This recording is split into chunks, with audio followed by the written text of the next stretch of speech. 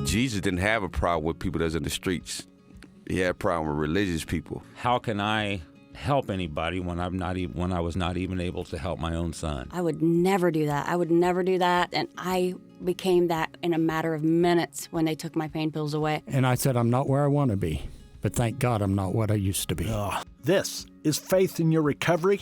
I am Randy Davis. Welcome to the battle. Thanks for joining us again on Faith in Your Recovery. We're glad you're out there, glad you're joining us. Hope you'll be able to take something away from this, maybe that you haven't heard before, or you need to hear it one more time before it'll sink in. We've all got a little of that in us.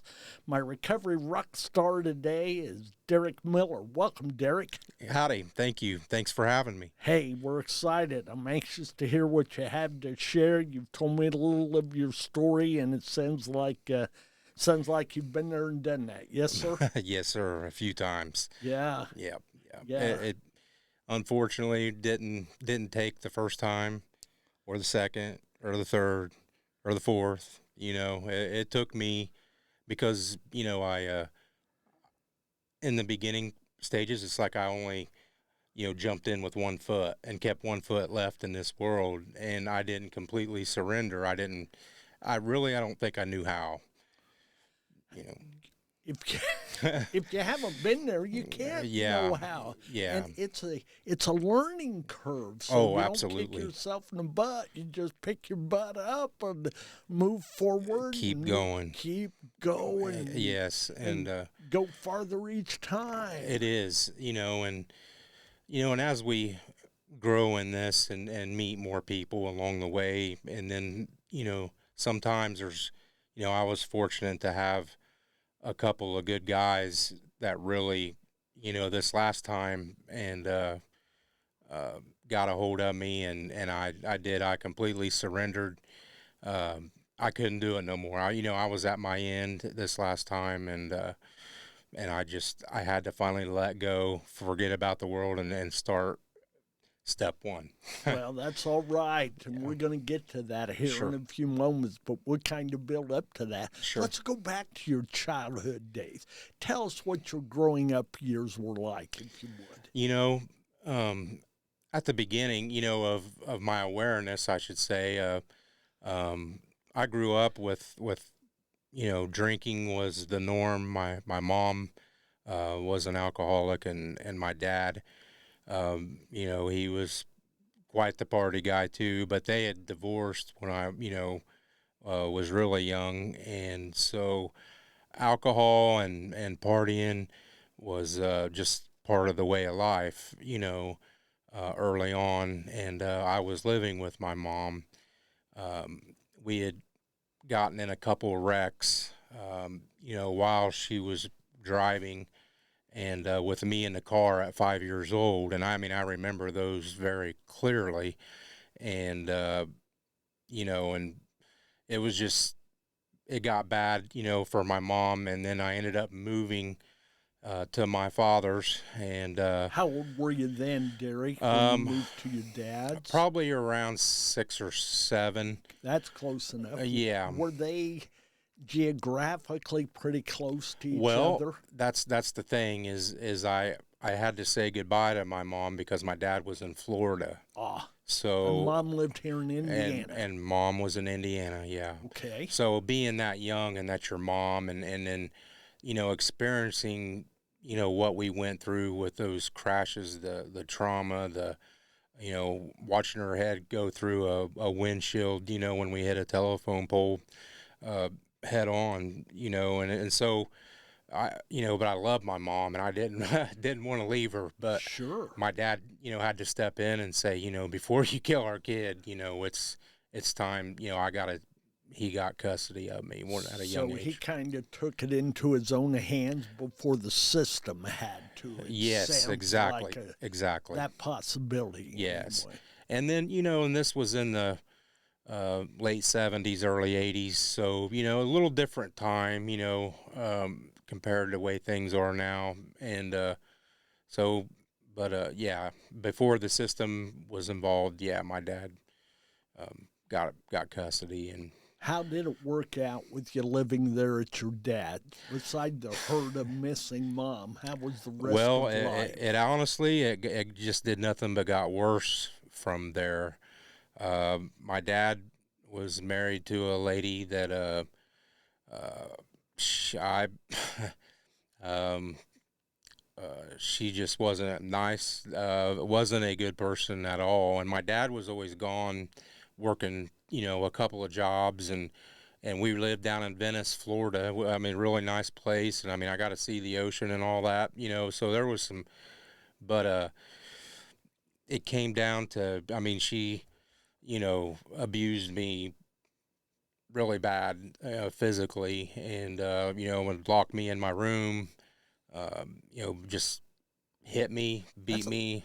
That's a lot of trauma after what you'd already been through with the Yeah. accident, your mom's drinking, Yes. to move into that with the physical abuse and Yeah. all that had to go with that. Yes. That it had was- to be pretty hard on you. And when I look back and think, it's just like I think I was just, I would stay in my bedroom or be locked there, but it was just pure survival, and I had to have everything perfect in my room. And if I had one thing out of place, I, got tore up for it, and, but my dad was gone, and I got threatened, you don't speak about this to anyone, so then, Typical of abuse, you keep the yes, secret. keep the secret. And I did for a long time. Well, we ended up moving back here to Indiana, my dad and her, and we moved in actually with her mom, and I had a little brother then, and the abuse definitely kept going for me. I mean, she would lock my little brother in the room with me, and anytime that he would scream or cry, I mean, she would come in and take it out, take it out on me, and so the beatings. I mean, she had this paddle; she'd just hit me wherever, and and it was hard. I mean, when Imagine. yeah, and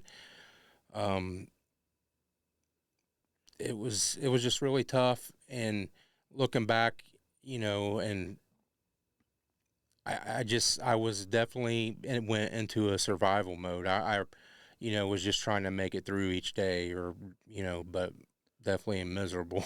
Walking on eggshells and thin ice. Oh yeah, absolutely. Yeah, the day in and day out had to take its toll on Absolutely. you mentally, physically, and every other way. Oh yeah, Emotionally.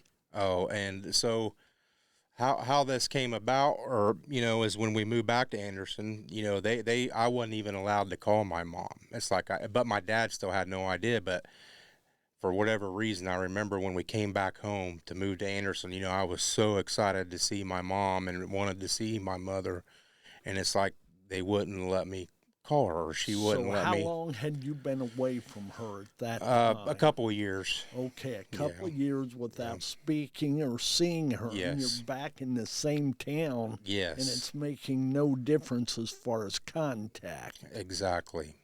Okay. And just the abuse kept going. There finally did. I finally went into an office room in that house there, and I remembered my aunt's phone number, and I called my aunt and told her that I was home, and I could remember kind of hearing the shock in her voice, and I'm like, I'm here, I said, I miss my mom, and, and then, just basically said goodbye. But within a few weeks, I was able to go see my mom, and she had gotten remarried to another gentleman who is still, a big part of my life to this day, my stepfather. A positive Oh, part. yeah, absolutely, absolutely. But he had a mess of a kid that, I mean, to even try to handle, because I was a mess. But basically, just to kind of sum that up, I got to finally go start seeing my mom on the weekends and my stepdad. And then I just remember, I was going in to take a bath, and And as I was walking in there to go take a bath, my mom wanted me to take a bath, and she's like, Derek, what's, and seeing all these bruises and stuff on my back and my rear and down my legs, and, and she was just like, what happened to you? And I just like, hey, I got spanked. But I remember her laying me down on a bed and taking pictures of me. And that's how everything kind of got found out on that front. And then I went through counseling, and then they realized what was really going on this whole time. And I'll never forget, my dad said, son, get your stuff gathered up and we're getting out of here. And I'll just never forget that feeling of just pure joy, knowing that I was getting out of there. That and you were going to be safe. I was going to be safe, and I was going to be away from her. You could breathe. I could breathe. And we went to my dad's parents, my grandparents, and they are, Christian, and then where I started going to church, and learned about Christianity, as a child growing up, and so from that point, through the rest of my childhood, I ended up moving back with my mom, and my mom went and got help and stayed sober for a long time, years, 14, I think, and then, went through high school and kind of started partying in the late, my junior, senior year. My childhood up until, after that was all over, was obviously way better, but I was also, I guess you'd call it PTSD. You were acting out the pain that was within you. I'm Oh, going to guess yeah. through some rebellion, bad choices. Absolutely. Tell us about that. It's,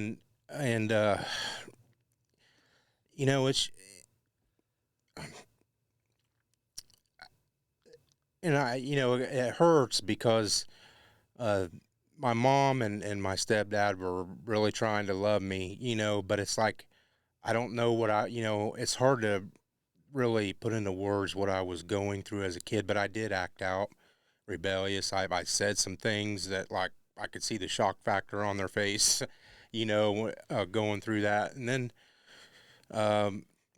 and my mom always pretty much told me I was a handful since birth. So, I just had a pretty big spirit.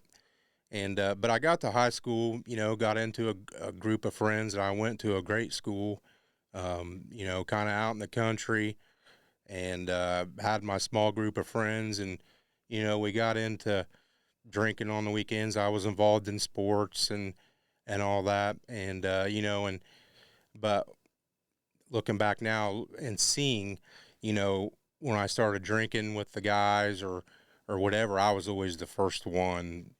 I had no breaks, right from the get-go. All or nothing. All or nothing, And even looking back, like when I was a young kid, 3 and 4, I remember, my dad and his buddies like, oh, there's little Miller, and give me a drink of beer, or, I remember the days when that was the fun thing to do to a child. So that was me, and I remember literally being drunk at a real early age, and getting laughed, they was laughing at me, but and so I guess, when I got into high school and started experimenting with drinking and stuff, I was all in. I mean, right from the get-go, and I literally had no breaks. And when I turned 18, I started working for my dad, and what kind of work, Derek? They had a cleaning business at the time. We did all the chain grocery stores around this town, and we did carpet cleaning and stripping and waxing, and I had signed up for the Marines and was due to ship out in 2 weeks, and I had actually was with a gal, and I was actually in her car driving drunk, and we went around this corner. I lost control, and we went down into an embankment 30, 40 feet, broke my left eye socket, broke my left collarbone. And so that stopped the Marine Corps from leaving there. And so then I just started working for my dad. And, after I recovered from that with intentions of going back, but then I just started, making money and still hanging out with my friends after high school. And then here comes some pot. And then I learned about, a couple different types of pills, some benzos and a couple pain pills, but I never really got into that. It was just the only thing I was really interested in was just drinking. And so then it started leading to, the year I turned 18 is the first time I got in trouble with the law ever. And then so my criminal history starts at 18, And unfortunately. that's mainly alcohol related. Yes. The impression I'm getting. Yeah, I mean, So what was the first contact with the law I'll never forget. due to a crime? And my first time that I got in trouble, I was still waiting to leave for the Marines, and my buddy and I were cleaning a place, and we actually, it was a kidney dialysis place that we were cleaning, and we had found a couple syringes on the floor, and for whatever reason, I picked them up and put them in my pocket because we were like on our way out, and I didn't want to leave them there. Not that I knew anything about injecting drugs or whatever, but I was into smoking pot pretty heavy then, and so we're leaving that place and going, and then we get in the car to go to the next place. Well, we get pulled over for a headlight out, and I'm freaking out. I'm like, I'm supposed to be going to the Marine Corps, you know what I mean? And here I got a quarter ounce of marijuana on me and trying to hide it under the seat. And of course the cop, does a search, finds it, and then he finds these syringes, and it's like, well, That was it. that It number, sounds like. yeah. I was like, tried to tell him the truth, that we were cleaning a place, and that's where I got him. I think he eventually believed me, but it was terrible until he got the idea. He was thinking I was a drug user, and so I went to jail, me and him both, and How long? I ended up staying a day or two. It's kind of like, my dad bailed me out and got the speech, this is your one time, and after this you're on your own. And then, I talked with my attorney. They knew I was going to be leaving for the Marines, so they just, brushed it under the table and it went away. Because I was due to leave pretty soon, and they didn't, that would have saved me from that getting on my record. And then I'm not kidding. I was, it wasn't not even a week later. Me and a buddy, he picked me up. I worked third shift and doing these grocery stores, cleaning their floors and what have you. And, here comes a cop. My buddy picked me up with he had a joint, and there we go for a ride on lunch break, and for some reason we get pulled over, and he smells the weed, and here we go back to jail for round two a week, not even a week later. And it was a cop that had seen me and talked to me the first time, and I remember sitting on the bench in the jail, and he walked by and just looked at me like, Dude, what are you doing here? What the heck are you doing? And so it was, I didn't know what to, think about it, but I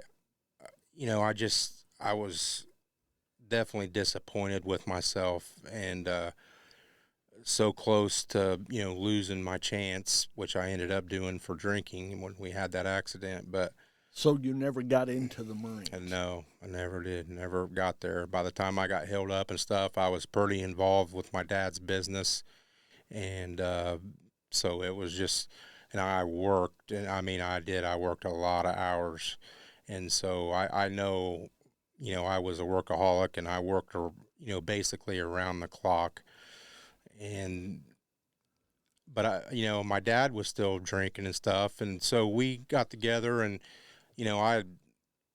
I guess learned how to be a little bit of a better drinker, but then I would have occasions where I, got out of line, but we'd go up to the lakes and stuff, and I would be up at night going through everybody's coolers, drinking their beer, while everybody else is sleeping. They'd all wake up wanting the beer. And here I was, 17, 18 years old, drinking everybody's beer out of their coolers that left them out at night, and they're waking up like, where's our beer? Oh, it was me and a couple of buddies and, running around, so it was, all about the party and having fun. But what I didn't realize at the time, I didn't understand anything about addiction, of course, at that time. I knew my mom had went and got help when I was a little bit younger when she got sober, but I was in my high school years and just really Hey, it was playtime. It was still. playtime. It yeah. was playtime for Yeah. you then. You know Yes. better now, but you didn't then. Yeah. So I got off right at 18, arrested twice in a week there for the same thing, marijuana. And the second time, it was just since we had a joint, they ended up letting that go. I still had to go in front of the judge, so I got off the hook twice here. And I'm thinking, I guess in my younger mind, I'm thinking, well, this ain't all that, But then, shortly thereafter, then here come the DUIs. I've had several now, like 6. Okay. So, through my years, and my first one at 21, even though I was drinking, pretty heavily before I even turned 21, as soon as I turned 21 and started hitting the bars and stuff like that and driving, intoxicated, here come the DUI, and then no sooner than I'd get through the probation with that, and then here come the second one, and then The probation put the scare in you, but when it was over, oh yeah, back to the game party. on, yeah, and and then it was PIs, then I got into some fighting, at the bars and got kicked out of a couple places.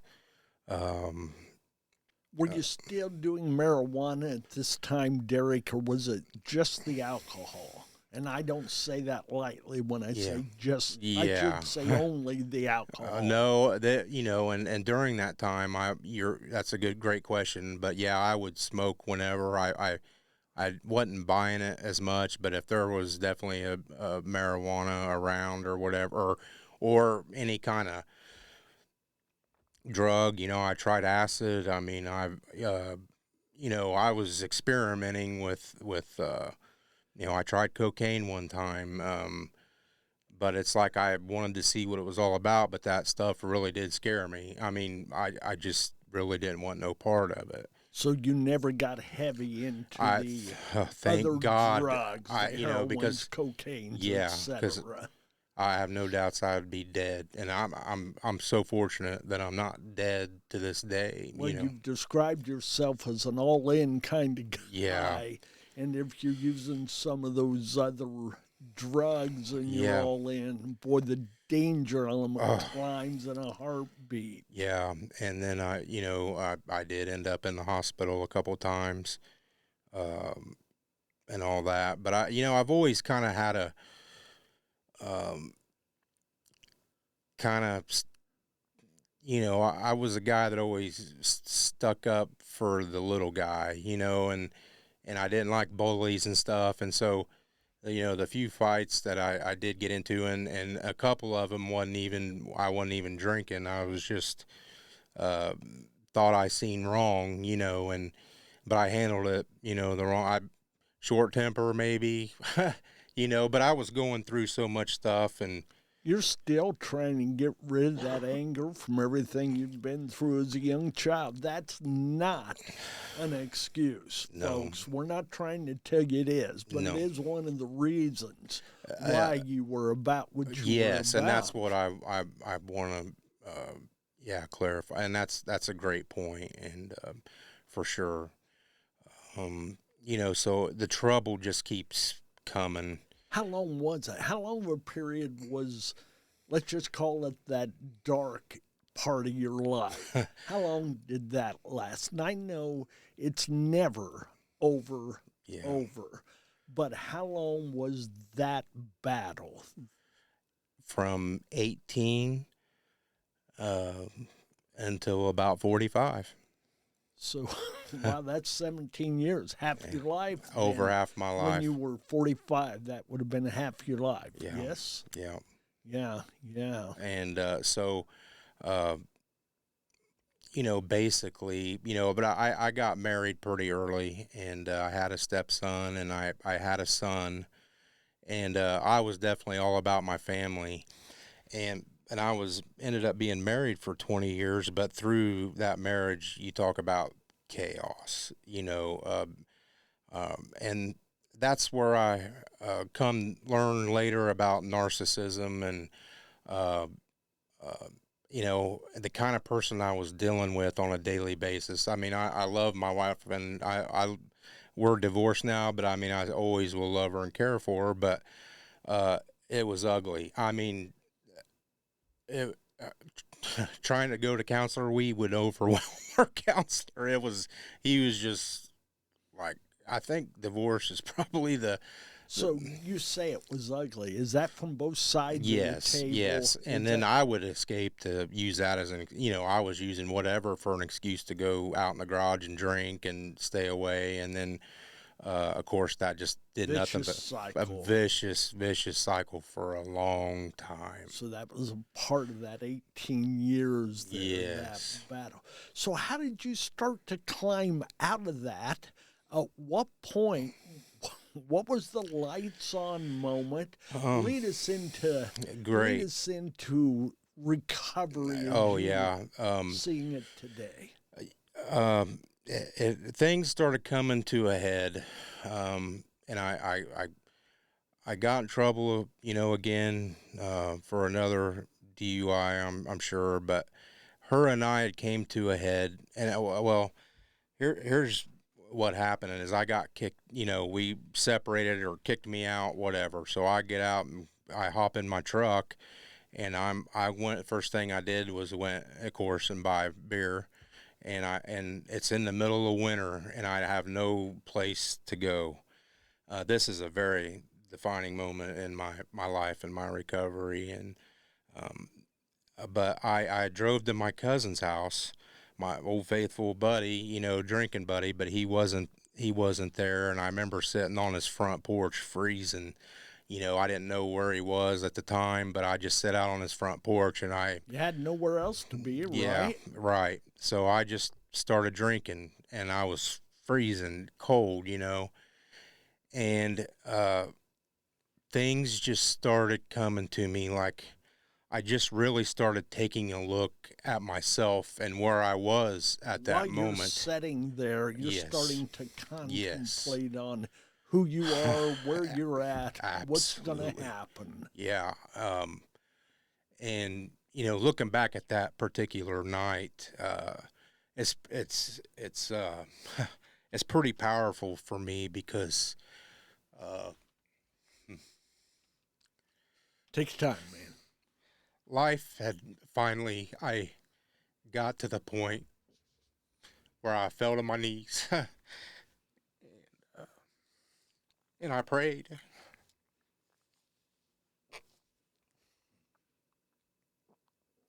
Hold on, folks. We've always said here at A Better Life, Brian, is hope. When we share on this podcast, Faith in Your Recovery, it's raw, it's real. It dredges up some of the past, some of the hurt, some of the pain, maybe undealt with grief or regardless, regret. And I'm sure that's where we're at now. So Derek will tell us more in a moment. But, and so I had fell to my knees. I mean, I just, everything just came flooding into me, and seeing my part of the destruction I laid behind me. Stop just a second, if you will. Sure. I hope you heard that, folks. He said seeing his part. No fingers being pointed except at himself, and recognizing I own a part of this. Go ahead. So when I hit my knees and prayed, I prayed like I never prayed before in my life. How long since you'd been in church at that point? A few years. My wife and I did actually try it. We went to church pretty regular, honestly, but I was, I guess you could say, a dry drunk. I did have a few periods of sobriety, through the years there, but I would never dealt with the past. I had all this stuff inside of me. Behaviors hadn't necessarily changed. No. Just the drinking. Yes. And so I was still a mess, of a person. And, but, this, when I fell and I let all that go, and I just gave it to God, because I was at the point, I literally didn't care if I lived or died anymore. I was done. I mean, I was done. And all this is happening on a porch. On a porch. Not Freezing. in God's house, where Nope. so many times we think we've got to find Yeah. Him. You can do it on a porch, In the middle of winter, yes, you can. even as an alcoholic. Yeah. With nothing left, everything you've got with you in that Yeah. moment, basically. Yeah. Go ahead. Tell us. And I felt something after that, something I've never felt before. And it's like,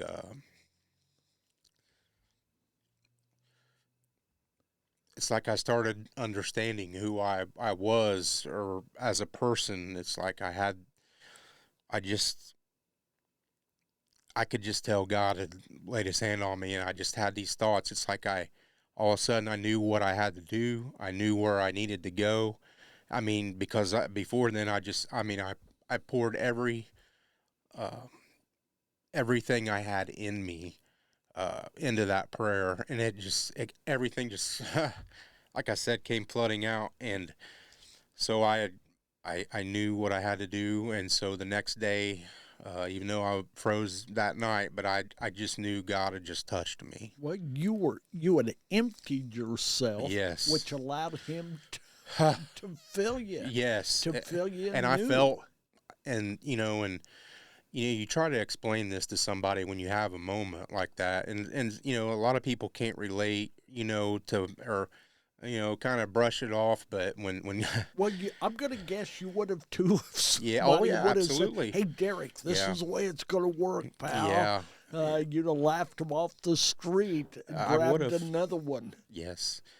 And so, but when God lays his hand on you, I mean, there's no denying it. You just feel it on another You know level. what you know Yeah. in the moment that you know it. Absolutely. And I knew I had to get back on track. I had to quit this woe is me. And I went to an old buddies that I used to work with years ago.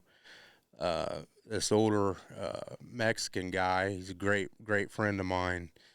And I just started eating healthier and going to work, and got really turned around, in my thinking, and and did so good. And then felt like, after some time had passed and I reunited with my ex, thinking that, hey, I've got my act straight, everything's going good, everything's going to be good now. And so we jumped back into the relationship part of it, and it didn't go good. You weren't ready for that No. yet. No. But with the way she was too, and problems that, going through some recovery, I'd learned some tools and things, and heard some stories about, so I started seeing things by going to meetings and getting help. Um,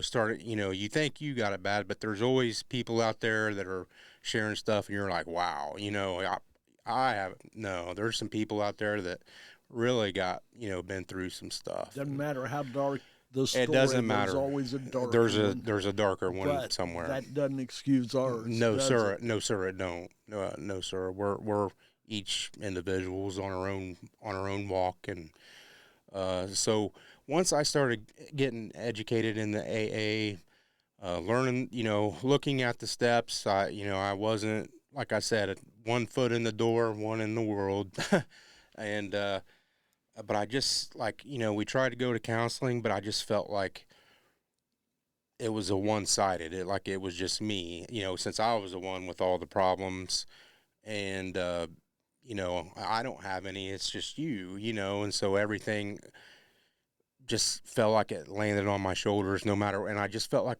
I could never do anything right in my marriage, or it was a very toxic relationship, which led me back to drinking. Eventually, again, in more trouble. Uh, up until um, the last time, um, when things really came to a head for me, which is what we were getting at, or when I um, where it literally affected. I was drunk, and here my kids are grown, but they're they've had to deal and see me pretty much all their lives off and on, drunk. I come home, walk in a corner, urinate, something, I just so they seen a lot, and had to deal with a lot growing up, but they also knew, the times that I was sober. I mean, I love my kids to death, and they did know that. I coached their baseball. I mean, I had the greatest times of my life. So I had. There were good moments, Oh, even yes. amidst all the struggle. Yes, and my boys definitely knew that I loved them, but they knew that I struggled with alcohol, and and it's just, and I think what happens is, is it's a vicious circle. I mean, we go and go and go until we screw up.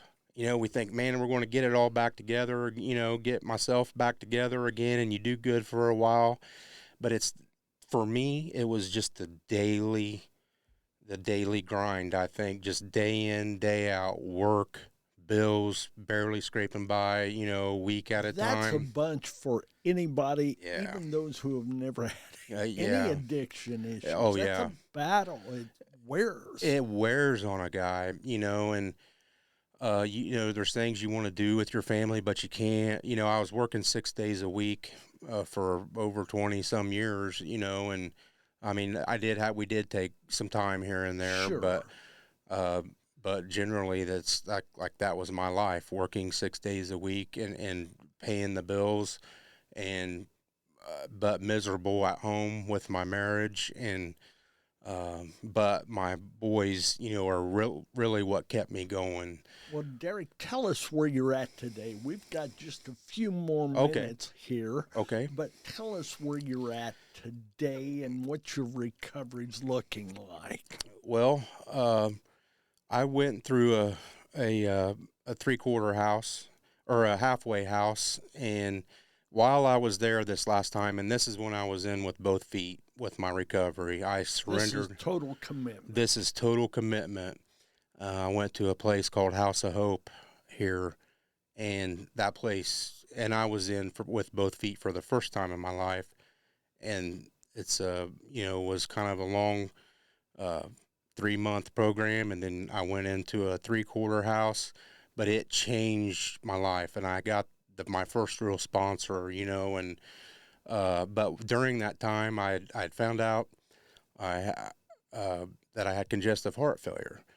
So in my sobriety, and thankfully I'm glad I found out then, with the support around me at that time, and so right now, I volunteer here at the Christian Center, and and help with homeless people that are homeless, and I got to stay involved, because even after 2.5 years of sobriety, a day comes in that I'm not planning, thinking I'm okay, and that old Blindside you. yes, and here comes a relapse after all this time, but I told on myself right away and got right back on my horse, and Taking accountability. oh, like yeah, you said, yeah. you're both feet in. Well, and I carried a lot of guilt and shame for so long, and learning to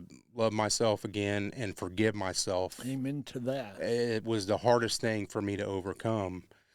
But now today I'm involved with the Christian Center. I mean, this place is just fabulous. And if you're in a position that you want to change your life, this place is it, and now I'm in a position where I can give back, some, and, but I'm, still dealing with my health, and, then there comes this whole other new factor of life that we all face at some point, and it's, looking at your health, you're thankful for every day. So I just make sure I keep one day at a time, stay focused, and just live for today, and sometimes just for this minute. Derek, wrap this up. I'd like to remind you the name of our podcast is Faith in Your Recovery. What's that mean to you? That you can do this, and I've heard this said to me: if I can do it, anybody can do it. And but everybody's in a different journey, and it takes you to sometimes get knocked to your knees where you have no room left to go but upstairs, When God's all you've got. When God's all you got, need. yeah. You prove that they're on your knees off the porch. And, I'm just telling anybody out there, that anybody listening, that, are you tired? Are you tired of this life? Yeah, and you can change, and there's help out there for you. You just got to reach out, and you can do it. Folks, I hope you heard those final words. Are you tired? There's rest. There's rest. Peace. And you're not going to, if you don't have it where you're at, you're not going to find it where you're at. You're going to have to go to a different spot. And God's that spot. We hope you'll make that choice. God bless. Stay in the battle. Derek's living proof. You can win it. Best wishes, our prayers. God bless. Amen. Amen.